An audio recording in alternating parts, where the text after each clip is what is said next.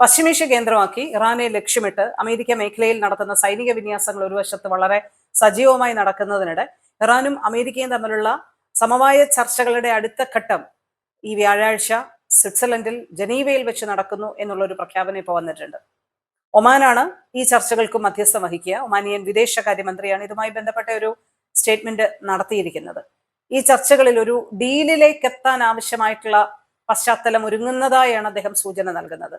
കഴിഞ്ഞ ദിവസം ഇറാനിയൻ വിദേശകാര്യമന്ത്രി അബ്ബാസ് അറാഖ്ചിയും ചർച്ചകളിൽ പുരോഗതിയുണ്ട് എന്നുള്ള ചില സൂചനകൾ നൽകിയിരുന്നു. അദ്ദേഹം ഒരു വാർത്താ ചാനലിന് നൽകിയ അഭിമുഖത്തിലാണ് ഇക്കാര്യം പറഞ്ഞിരിക്കുന്നത്. പക്ഷേ ഇതേ അഭിമുഖത്തിൽ അദ്ദേഹം മറ്റൊരു കാര്യം കൂടി പറയുന്നുണ്ട്. ഏതെങ്കിലും തരത്തിൽ അമേരിക്ക തങ്ങൾക്ക് നേരെ ആക്രമണം നടത്തിയാൽ തങ്ങളുടെ രാജ്യത്തെ ഡിഫെൻഡ് ചെയ്യാനുള്ള പൂർണ്ണമായ അവകാശവും തങ്ങൾക്കുണ്ട്.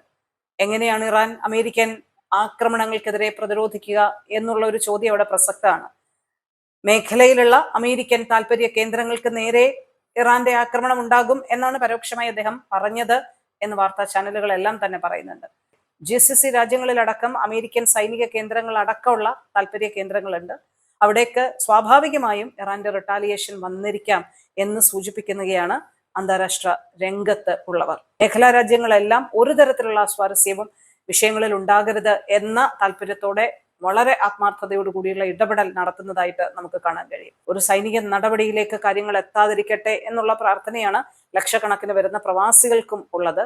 കാരണം മേഖലയിലുണ്ടാവുന്ന ഓരോ അസ്വാരസ്യവും നാട്ടിലുള്ള നമ്മുടെ കുടുംബങ്ങളെ കൂടി, അവരുടെ സാമ്പത്തിക സുസ്ഥിരതയെ കൂടി ബാധിക്കുന്ന വിഷയങ്ങളാണ്, മനസ്വാസ്ഥ്യത്തെ ബാധിക്കുന്ന വിഷയങ്ങളാണ്. അപ്പൊ അതുകൊണ്ട് തന്നെ പശ്ചിമേഷ്യയിൽ ഉണ്ടാകുന്ന യുദ്ധം നാട്ടില് നമ്മുടെ ഓരോരോ മനസ്സുകൾക്കുള്ളിലേക്കും കടന്നു വരും, അവരുടെ ജീവിതത്തിലേക്കും കടന്നു വരും എന്നുള്ള ഭയം ഉള്ളതുകൊണ്ട് തന്നെ ഏവരും അമിക്കബിളി ഈ പ്രശ്നങ്ങൾ പരിഹരിക്കപ്പെടട്ടെ എന്നുള്ള പ്രാർത്ഥനയിലാണ്. എന്തായാലും വ്യാഴാഴ്ചയാണ് ജനീവയിലാണ് അടുത്ത ഘട്ട ചർച്ചകൾ നടക്കാൻ പോകുന്നത്.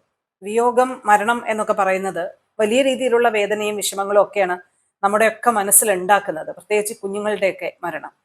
ഇത്തവണ ഒരു മരണ വാർത്ത ദൗർഭാഗ്യകരമായി നമുക്കും പറയാനുണ്ട്.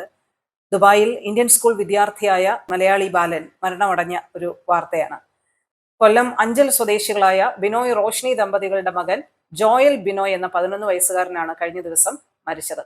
മലയാള മിഷൻ സൂര്യകാന്തി വിദ്യാർത്ഥിയായ ജോയൽ ദുബായ് ജലീല ആശുപത്രിയിലാണ് മരണമടഞ്ഞത്. ഫെബ്രുവരി 22 അന്ത്യകർമ്മങ്ങൾക്കായി മൃതദേഹം നാട്ടിലേക്ക് കൊണ്ടുപോകുമെന്ന് അറിയിച്ചിട്ടുണ്ട്. ദുബായ് ഇന്ത്യൻ ഹൈസ്കൂൾ 5ാം ക്ലാസ് വിദ്യാർത്ഥിയാണ്. ദിയ, അന്ന, ജോവാന എന്നിവർ സഹോദരിമാരാണ്. മലയാള മിഷൻ ദുബായ് ചാപ്റ്ററിലെ ആരംഭം മുതലേ ഉള്ള വിദ്യാർത്ഥിയാണ് ജോയൽ. ജോയലിന്റെ നിര്യാണം വലിയ രീതിയിലുള്ള വിഷമവും ഞെട്ടലുമാണ് ദുബായിൽ മലയാള മിഷൻ പ്രവർത്തകർക്കിടയിലും കമ്മ്യൂണിറ്റിക്കിടയിലും ഉണ്ടാക്കിയിരിക്കുന്നത്. ആദരാഞ്ജലികൾ.